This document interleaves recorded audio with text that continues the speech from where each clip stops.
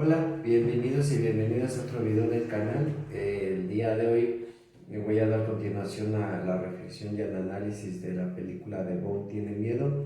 En el video anterior había dicho que en este video iba ya a hablar sobre la escena del bosque, pero antes de eso, hablando con Fer, que es mi novia quien me ayuda a grabar estos videos, um, comentamos un poquito al final del video anterior y me acordé de una escena que es muy importante que sucede en la casa de esta familia que intenta adoptar a Bo, y que es la escena donde la mamá le dice que vea el canal, ¿no? Que vea cierto canal, porque ahí es donde lo están grabando todo el tiempo. Y entonces esta escena es importante y aparte es muy interesante porque él cuando la ve pues se da cuenta que lo están grabando dentro de la casa, ¿no? Pero hace algo muy importante que es adelantar y entonces ve su futuro, y esto es bien importante porque creo yo que ahí pone, o sea, como que ahí, si hablamos en cuestiones de ciencia ficción, que no es que yo sea experto, ni tampoco soy experto en física cuántica, ni nada que tenga que ver con cuestiones del tiempo-espacio, los viajes en el tiempo, las paradojas del tiempo. Me gusta el tema, soy un medio aficionado, pero les repito, no soy experto.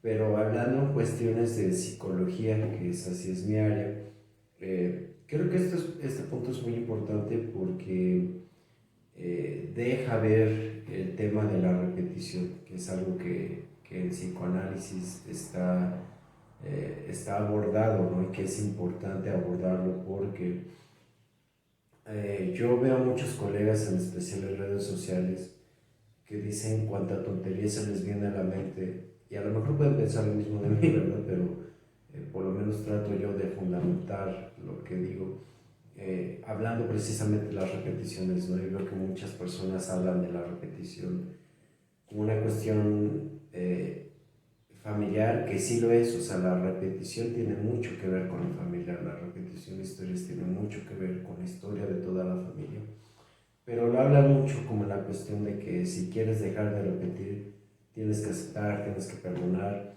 y la cosa no va por ahí, o sea, la cosa va más bien con la cuestión del conocimiento propio, del reconocimiento y del conocimiento de la historia familiar y todas las implicaciones. Conocer la historia familiar no es algo fácil, ni rápido, ni sencillo, ni dolor, al contrario, es algo que lleva tiempo, es algo muy complejo e implica enfrentar historias muy, muy duras. Ya lo mencionaba yo en el video anterior, a veces implica hablar de historias de abusos, de violencia, de, de cuestiones económicas, como por ejemplo que algún miembro de la familia le ha ido muy bien económicamente, a algunas personas no tanto, o que algunos han hecho riqueza a través de fraudes o de robos, o qué sé yo, ¿no? O sea, son historias interesantes, ¿no? No lo mencioné en el video anterior, por ejemplo, adopciones.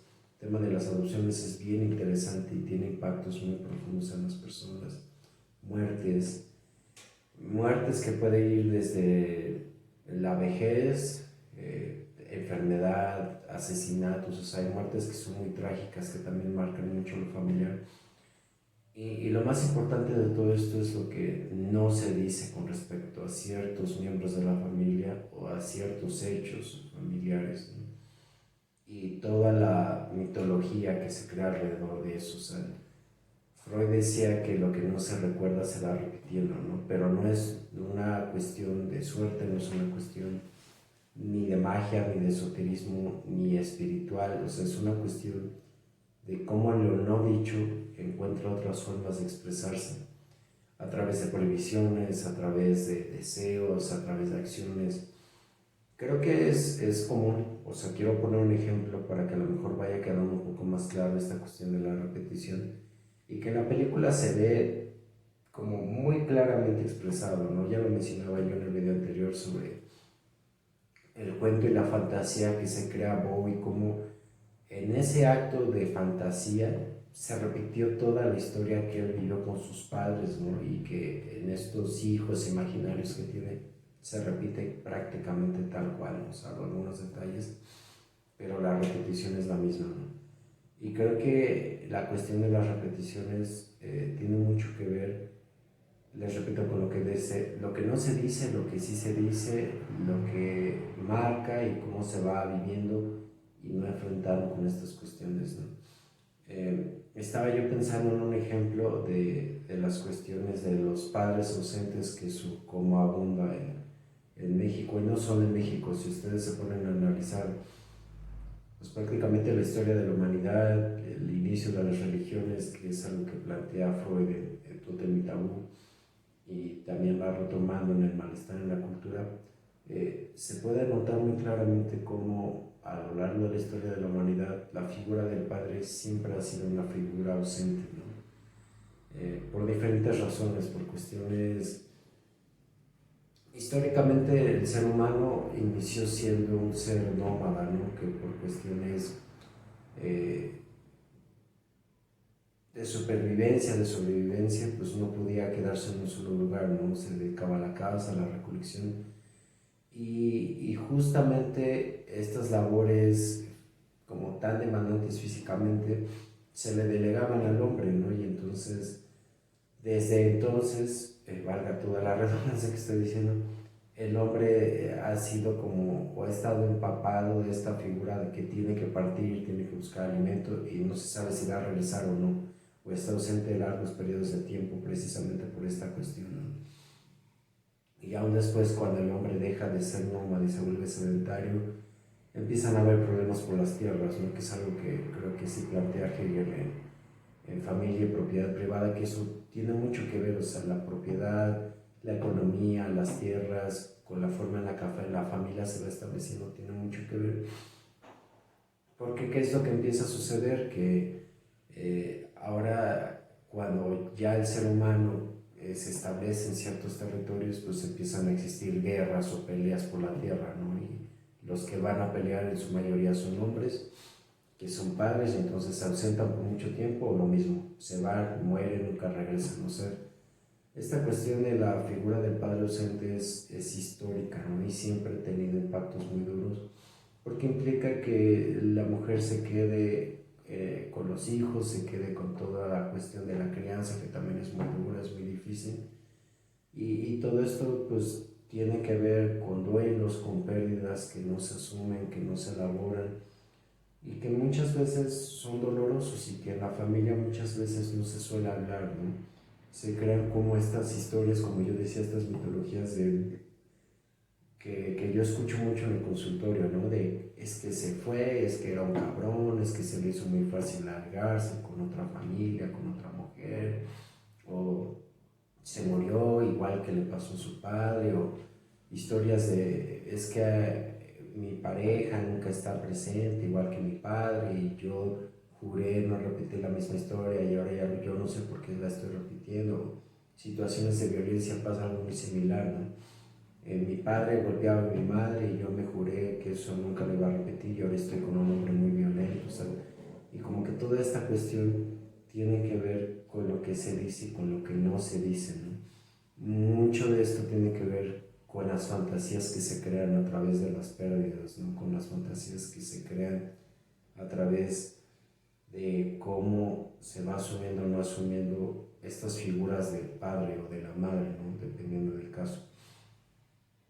Por ejemplo, muchas personas eligen personas similares a sus padres precisamente porque muchas personas se crean fantasías de si yo, a lo que voy es que muchas personas dicen, yo creo que mi mamá hizo un pésimo trabajo como madre, como pareja, y entonces yo le voy a demostrar a ella que voy a ser diferente, y entonces voy a elegir a un hombre y lo voy a transformar en lo que yo siempre quise, y voy a probarle a este hombre y a mi mamá y a mi papá que sí se puede, ¿no? Que yo puedo ser más que ellos, ¿no? Que yo sí puedo lograr lo que mi mamá nunca pudo, ¿no? Y se puede entender de manera opuesta, ¿no? Que un hombre diga, voy a elegir a una mujer y la voy a transformar y la voy a volver lo que mi mamá no fue, ¿no? Pero para lograr eso, pues tiene que elegir a una pareja que sea como estas personas, ¿no? O también se puede dar el caso de que el hijo o la hija estén como muy, pues por así decirlo, muy unidas a sus padres, y entonces no quieran de cierta forma crecer del todo, ¿no? No hay una emancipación del padre o de la madre, y entonces eligen parejas que se parecen mucho a estas figuras para seguir como con ese patrón. Es como una cuestión de no quiero crecer, no me quiero emancipar, voy a elegir una pareja que me dé esa comodidad y entonces yo no tenga que crecer, no tenga que enfrentar esta pérdida, o por lo menos no del todo la pérdida, ¿no? Entonces, eso es por nombrar algunos ejemplos. La cuestión de la repetición, les repito, tiene mucho que ver con lo que no se recuerda, con la forma en la que se enfrenta o no se enfrenta. Y tal vez no estoy siendo del todo claro porque es como muy difícil para mí eh, poner ejemplos sin que entre yo como a detalles muy específicos que yo note en consulta, y para no exponer y para proteger la privacidad de mis pacientes, pues prefiero no hacerlo, ¿no? Por eso el análisis de las películas, porque creo yo que ahí sí lo permite ya. Como entrando ahora sí bien en la película, creo yo que esa escena de adelantar como el canal y ver qué es lo que va a suceder y como que de cierta forma sí sucede, tiene que ver precisamente con que esa escena creo yo que va muy unida a la escena del bosque, ¿no?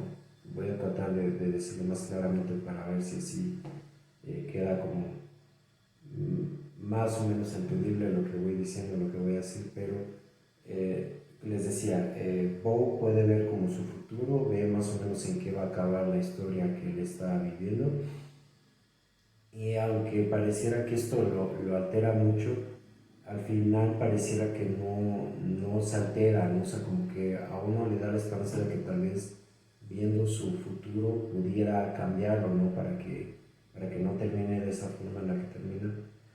Pero pues de cierta forma, esto sí ya uniéndolo como la cuestión de la paradoja del tiempo y el espacio y las repeticiones, pues se vuelve, por así decirlo, como vulgarmente se dice en psicología, una profecía autocumplida, ¿no? Aunque no es tan simple como el nombre lo dice, ¿no? No es como esta cuestión um, como tan sencilla de decir, ay, yo soy así, entonces nunca va a cambiar mi suerte, o bla, bla, bla, bla, y entonces las personas caen en esa situación, ¿no?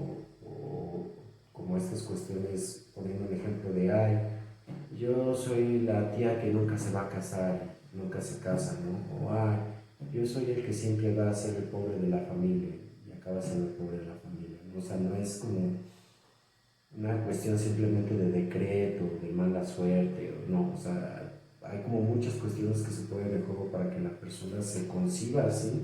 Repito, tiene que ver con una cuestión de fantasía, o sea, para que la persona diga, yo soy así es porque hay historias que se ha contado sobre sí mismo, hay historias que le han contado sobre sí mismo, y que de cierta forma se cree, se compra y actúa de cierta forma, ¿no? O sea, creo que con esto que estoy diciendo ya se pueden ir dando una cuestión de que esto es mucho más profundo, porque tiene que ver con la cuestión del ser, del quién soy yo, quién me digo que soy, quién me digo quién soy, qué me dicen los demás quién soy, qué me dicen los demás qué soy. O sea, es como cuestiones muy duras del ser, ¿no?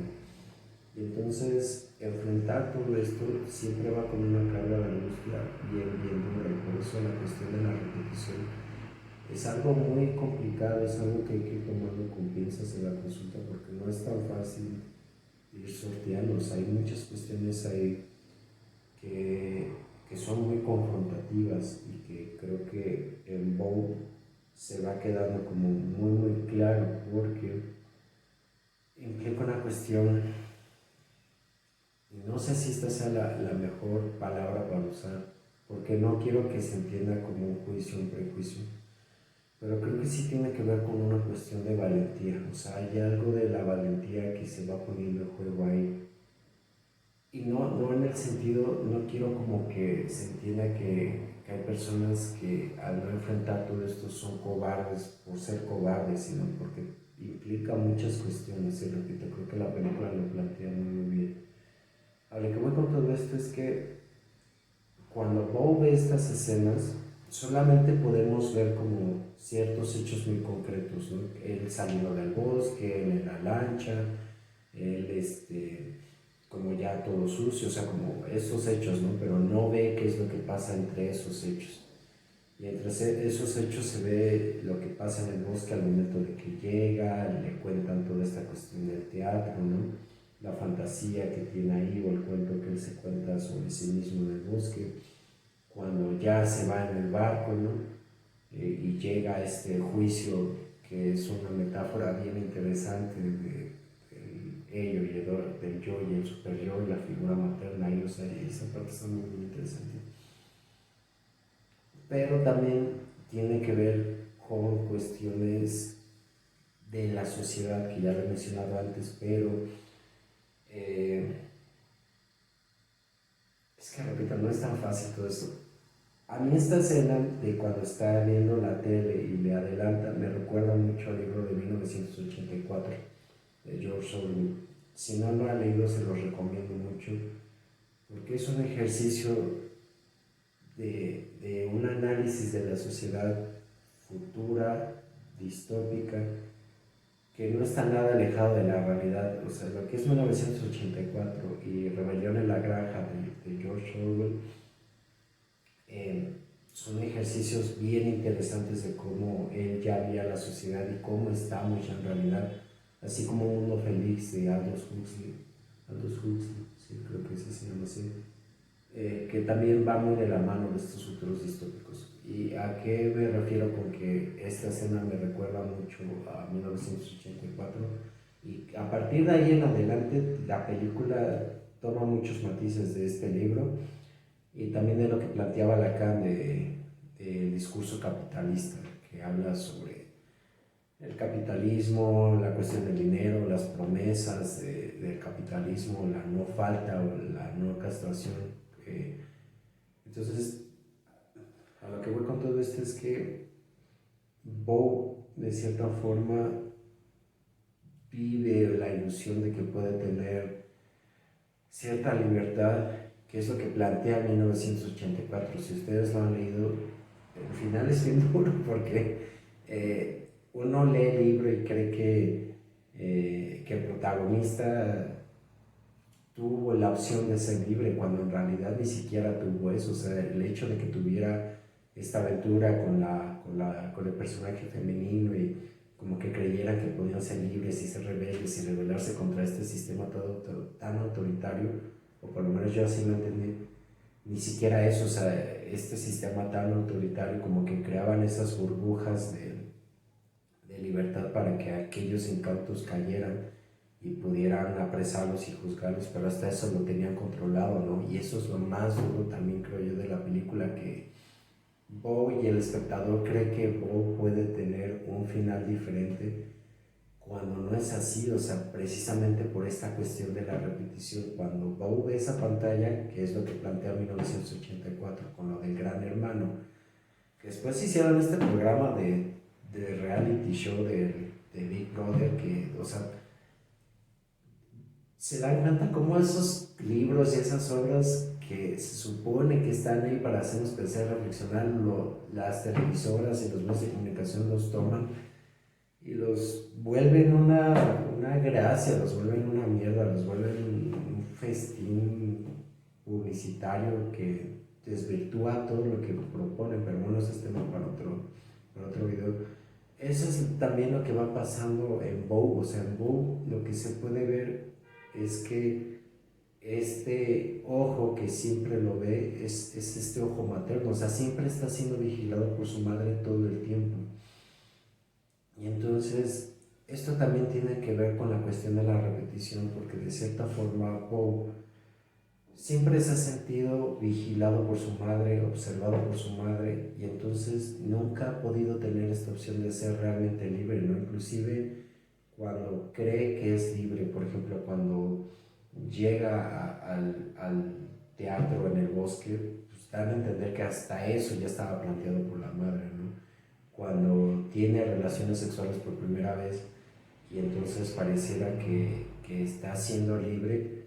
Pues su madre todo el tiempo lo estuvo viendo, ella cínicamente le dice, lo vi todo desde el baño, o sea, y también el hecho de que la pareja que en esos momentos tiene, pues se muera en el acto, pues da a entender obviamente que la madre la mató de alguna forma, la envenenó, algo hizo, o sea, pero, o sea, hasta esos vistazos de libertad que la madre le regala o le da a Bo, solamente son para que ella tenga el motivo para castigarlo, que es lo que siempre está haciendo.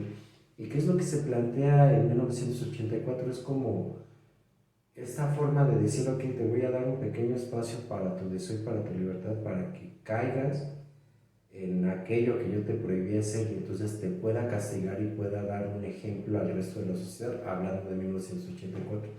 En el caso de Wu es, te doy estas libertades para que creas que puedes hacer algo más, pero te voy a reprimir y te voy a castigar para que nunca lo vuelvas a hacer y entonces te sientas más oprimido por mí. Y entonces también ella hacía una parte muy sádica de ella. Y o sea, si se van dando cuenta, todo esto tiene que ver también con el poder, con el amor, con la libertad, con la dignidad.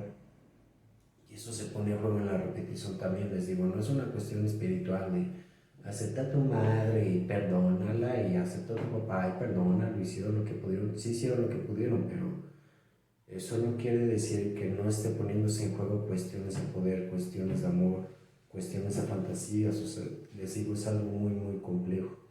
Entonces, esta escena creo que suena muy claramente, de una manera, creo yo, muy bien realizada, por así decirlo, en la película, porque cuando entra Bo al teatro, lo primero que se topa es esta mujer embarazada, ¿no? Que es muy cálida con él, que es muy cariñosa con él, lo cobija y todo, y de cierta forma, pues yo creo que Bo ve en ella lo que siempre quiso de una madre, ¿no? Alguien cálida, alguien tierna, y el hecho de que le regalara esta figurita creo que dice mucho, porque ahí Bo ve como que puede depositar todo aquello que siempre deseó de una madre que nunca tuvo, ¿no? Entonces, cuando empieza la obra de teatro y explican que, y creo que eso es más bien un juego del director de Ari Aster, como, o sea, como diciendo, como rompiendo un poco la cuarta pared, ¿no? Porque dice, ¿no? Que esta obra de teatro como que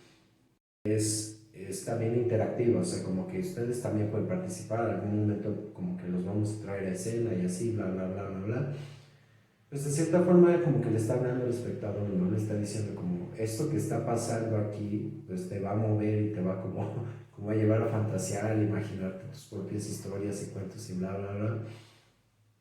Y creo que como inicia la escena es bien interesante. No recuerdo muy bien toda la escena, pero sí me acuerdo que está como esta cuestión del hijo que tiene que decidir si sigue adelante o no frente a la tumba de sus padres. Y creo yo que eso es muy importante hablando en cuestiones de la adultez y la emancipación, ¿no? Y esta cuestión de las cadenas, ¿no? Les repito, aunque tal vez muchos no lo vean así, eh, el proceso terapéutico y el momento de crecer, de volverse un adulto, implica mucho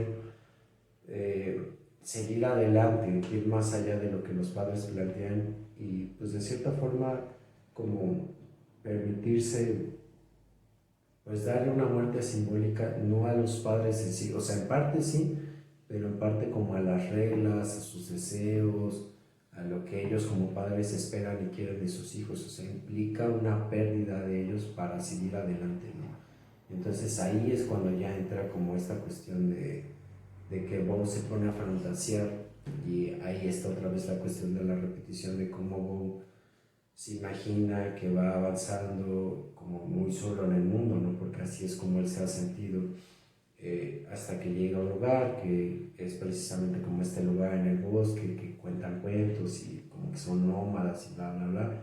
Conoce a una mujer y eso también está bien interesante porque es como, conoce a una mujer que tal vez no es como muy hermosa, que hasta pareciera como que es hombre, o sea, como que ahí se va dando mucho a entender cómo Bow ve a las mujeres, ¿no? Y que a lo mejor pudiera haber una cuestión como de homosexualidad, que es lo que planteaba Freud con respecto, ojo, y esta teoría yo sé que es muy polémica, pero tampoco quiero que se entienda como una cuestión de rajatabla, simplemente es como retomar lo que Freud planteaba sobre cómo la no castración pues tiene que ver con la homosexualidad, ¿no? Repito, no es que nada más por eso una persona sea homosexual o no, porque el mismo Freud planteaba, o sea, lo más probable es que todos nazcamos, todos nacemos bisexuales, ¿no? O sea, la cuestión de la orientación sexual no es natural, pues, o sea, no es que si eres heterosexual o homosexual estés bien o mal, o sea, no.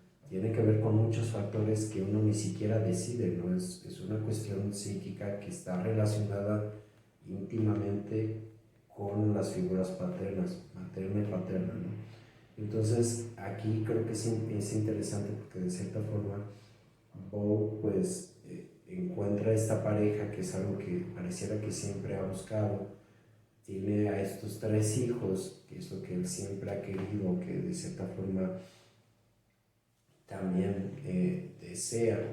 Y ahí viene lo más importante de esta parte, ¿no? Que es que sucede algo, llega a esta como tormenta y se los lleva a todos, ¿no? Y entonces, pues él en su fantasía repite lo que él vivió, que es tener un padre ausente, ¿no? Él ahora es un padre ausente, porque de cierta forma él nunca concibió o nunca ha concebido que la figura del padre esté ahí, ¿no? Y de cierta forma, pues empieza como esta búsqueda de sus hijos, empieza esta búsqueda de la familia donde pasa muchísimo tiempo.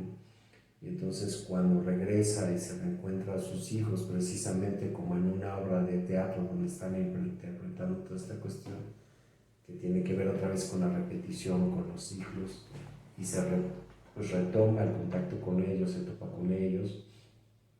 Es una escena muy emotiva porque, pues de cierta forma, creo que eso es lo que él ha añorado también toda su vida, reencontrarse con su padre, ¿no? O sea, creo que también dice mucho el hecho de que él, eh, creo que él sabe, o sea, otra vez, no es una cuestión de misticismo, ni de espiritismo, ni de que el amor lo puede todo, de cruzar barreras, ¿no? O sea, creo que él sabe que su mamá es una mentirosa y que es una manipuladora y que esta historia de que su papá se murió no se la cree del todo, o sea, sabe que no se la cree del todo precisamente por cómo es su papá y su mamá, porque también creo yo que su papá pues es un mentiroso hasta cierto punto, o sea, el papá se parece mucho a Bob en el sentido de que pues se deslindó de él precisamente por no enfrentar a la madre de Bob, por no hacerle frente, por no ponerle límites, o sea, tomó también esta salida que de cierta forma Bob ha tomado, que es no enfrentarla, ¿no? Y hay algo ahí muy importante en toda esta historia, que es una escena donde cuando está perdido Bob buscando a sus hijos, no sé si es antes o después, pero bueno, se le presenta creo que un ángel, un como espíritu y le pregunta, o sea, lo confronta y le pregunta que cuál ha sido su más grande error o pecado, ¿no? Y él le dice que no sabe. Y esta figura le dice que sí sabe, y entonces pues él reconoce que su más grande pecado es no haber sido valiente. Y ese es el punto más importante de la película, o sea, la cuestión de la valentía, repito, no es por juzgar ni prejuzgar, sino que es la cuestión, creo que pone en juego o pone en marcha muchas cosas o no, o sea, simplemente las pone en juego o no, porque la cuestión de la valentía tiene mucho que ver con el decidirse enfrentar lo que ocurre, ¿no? Si decidir enfrentar a su madre o no, si ponerle límites o no, o seguir viviendo tal cual. Y precisamente porque Bob decide no ser valiente es que la película termina como termina, y es precisamente por el hecho, es por ese hecho de que lo que vio en ese canal sí acaba sucediendo, o sea, ese futuro que él ve es simplemente un pasado que se repite. O sea, la cuestión de muchos colegas de deja ir el pasado y vive en el presente, y el futuro no lo peles, como siempre enfocado en el presente y el presente, y vive el presente y el presente por el presente, no cambia nada, porque si una persona no conoce su pasado, lo va a vivir en el presente y el futuro va a ser siempre igual. O sea, si una persona no es capaz de hacerle frente a su pasado, asumirlo, reconocer qué pasó y de cierta forma tomar decisiones en base a eso, el futuro siempre va a ser la misma cuestión. O sea, pasado, presente y futuro siempre van a estar unidos por lo que se vaya decidiendo, ¿no? O sea, no es una cuestión mágica, no es una cuestión simplemente de, ni de probabilidades tampoco, o sea, sí es una cuestión de probabilidades, pero en el sentido de que las probabilidades se van balanceando, se van como sopesando dependiendo de las decisiones que uno tome, ¿no? Es tan simple y tan sencillo como dicen. Si te quieres ganar la lotería, primero tienes que comprar el boleto, ¿no? O sea, aunque haya un mínimo de oportunidad o de posibilidad que algo suceda, hay que hacer ese mínimo para que realmente suceda, ¿no? Y de ahí, quién sabe si pasa o no, pero algo ya se está haciendo. Entonces, la cuestión del pasado y el presente y el futuro tiene que ver precisamente con eso, ¿no? Tiene que ver con una cuestión de valentía, tiene que ver con una cuestión de enfrentar lo que sucedió, tiene que ver con una cuestión de que algo se decida diferente, ¿no? Pero para que ese algo se decida diferente es importante reconocer qué ha pasado, cómo ha impactado y los costos que eso trae en la vida de cada persona, ¿no? Y ese es el punto más importante, creo yo, de la película, ¿no? Por ejemplo, en el caso que decía yo de 1984, pues las personas, los protagonistas, pues sí deciden como arriesgarse, ¿no? O sea, y ellos creen que sí se están arriesgando. Y aunque a lo mejor uno pueda verlo como que el sistema planteado en 1984 ganó, no ganó del todo, porque por lo menos estas dos personas pudieron, en la medida de lo posible, vivir algo distinto, ¿no? Sentir algo distinto, salirse un poquito de eso que estaba establecido y eso sí creo ya que es una pequeña victoria, ¿no? Una pequeña victoria que aunque puede servir como ejemplo para otros de no hacerlo por el castigo que eso conlleva, pues también puede ser una provocación para que otras personas digan, bueno, aunque sea un poco, puedo vivir algo más, ¿no? Y ese poco, si se va sumando, hablando en términos sociales, esos pocos pueden generar mucho, ¿no? Entonces, bueno, creo yo que eso es lo más importante de esta escena, ¿no? Del bosque, de esa confrontación que tiene con esta figura sobre ser valiente o no ser valiente y el por qué las repeticiones se siguen dando, ¿no?